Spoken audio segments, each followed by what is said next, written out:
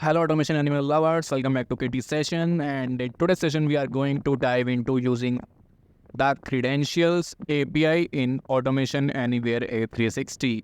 In our previous videos, we covered the Authorization API of Control Room and how can we use JSON packages in Automation Anywhere A360. These topics are crucial for understanding today's session. So if you haven't watched them yet, make sure to check those out first. So what is the Credential API? The Credential API in Automation Anywhere 360 allows you to securely create, retrieve your credential or update your credentials. So which is essential for automating processes that require authentication. So you can use API to get the credential, update the credential, or retrieve or delete the credential, which are available for the control room. And we are using V2 APIs. And in today's session, we are going to use this Credential Vault API, which is available under V2. So guys, you can watch our previous videos so that you can understand it easily. In previous video, we covered all those things. And here we can see a lot of methods available for this API. These methods are available for locker, credential, mode, key, login setting, etc.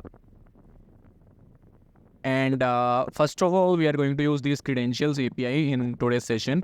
And the first API is create credential. And this is a post method. And here we can see this is post method, and this is the URI for this API. Okay, let's go back to the control room, and here we can see for creating a credential we can click on this plus icon, and here we can give credential name which is required, and attribute name, and input, standard value, security. So there are a lot of fields which are available in these credentials. When we create a credential, so we need to pass the value of these fields. So let me go back to our control room API dashboard, which we created in the previous video. And in this, we are calling the API, that authorization API. First of all, we will generate the token using this post method for the authorization API. And in line number 5, we will add one more post method. And here we can update this URI, Credential Vault credentials. So I have updated this URI. Now when we scroll down, we can select, we can let it authorization mode could be no authorized or control room token. You can select any of these. And in the header, we can see there are 2 headers except application JSON. However, these are not mandatory because we are already selecting content type as application JSON in the below drop down. But still, we can give these headers. See, this content type is application JSON. Now I will add another header. This is the body of the request or the parameters which we need to pass in the body. So we can paste them as it is here in the parameters.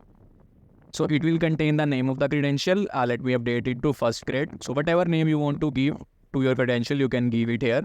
Name, description, and attributes. So there are 6 fields in the attribute also, which we saw in the UI of the credentials when we were creating manually. So we saw all these fields are there. I am not changing any field in the attribute, so let it be. In the end, we need to add a square bracket and a curly braces. Okay, so we have 2 curly braces opening and 2 are closing, 1 square bracket and 1 fine. Alright, and in the header, the important thing is the token. We need to pass the token in the header. And if you don't know how to generate the token, then you can watch our previous video. In the token, we will give that variable name. Okay, let me save this. And I'm using another credentials in my authorization API to generate the token. So it will create the credential for the another user, like because I'm using the credentials of the another user. So let me log in the control room with that credential also, so that we can see that. I'm opening a incognito tab and I will log in with that. So as soon as we run the authorization API, it will log out us from this control room, because we can log in only one session, and it will terminate the previous session or the existing session. So in the incognito tab, I have logged in with that ID, so it will log out this when we invoke that authorization API.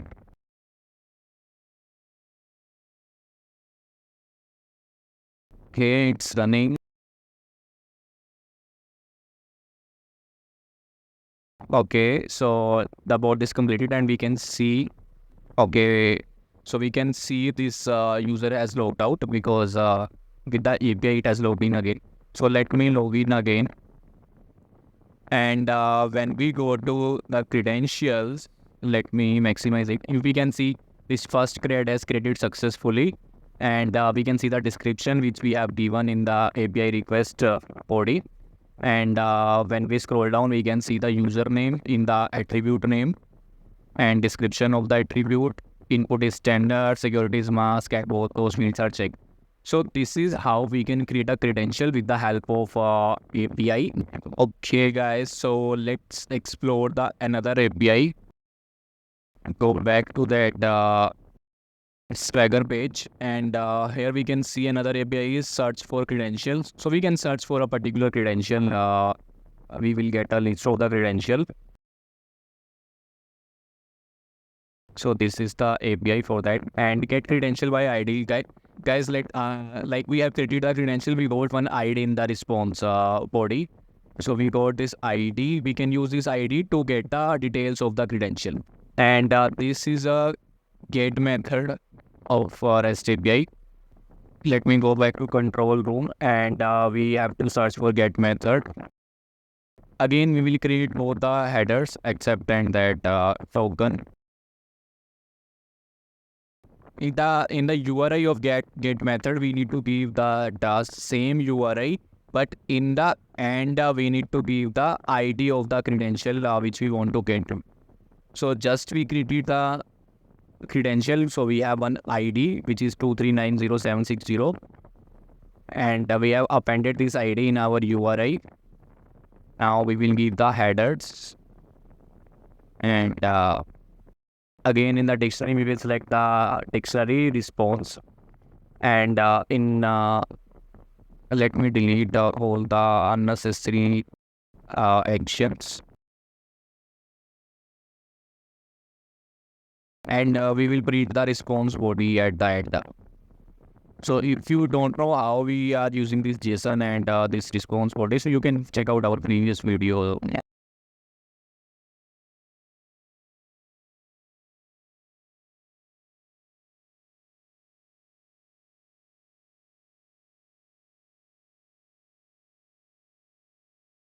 And here we go. As soon as we executed our API, we will get all the details of the credential, like ID, name, description, owner ID, attributes, and all those things.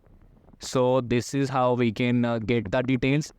Earlier we used the API, we can create the credential. Now we are getting the credentials. And let's explore the another API, which is update credential. And this is a put method. So as of now, we use post method, get method, and now we are going to use put method. So put method is basically for putting the some updates. So if you want to update something, so you can use this put method. Like in body, we need to pass all the things which we want to update in our credential. For example, if I want to update the name of the credential, so I will go to control room and I will select the put method, and I will give the URI. It will be same, but the method is different. See, in get method also we use the same URI, but in get, the purpose of the get method is to get some details, and in put method also we are using same URI, but the purpose of the this put method is to update something or to put something. So I have written this in the body, and let me update the name of the credential. Again, we can create both headers and also if required.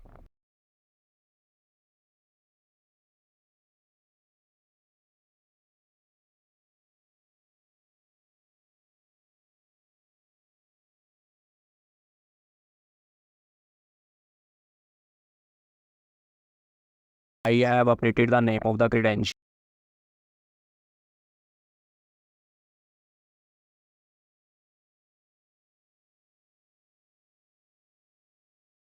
Okay, it is executed successfully, and we can see the response, and it contains the updated name of the credential. And also we can check this by logging into that control room. So I will log in into that user's control room again, and let me go to credentials, and here we can see the name as updated successfully. So this is how we can update the existing credential also. So thank you guys for watching this video, and do let me know if you still have any doubt or any question, and do let me know if you want a specific video or any or if you want to if you want us to post a video on specific APIs of control room, we will post that for sure. Thank you guys, bye.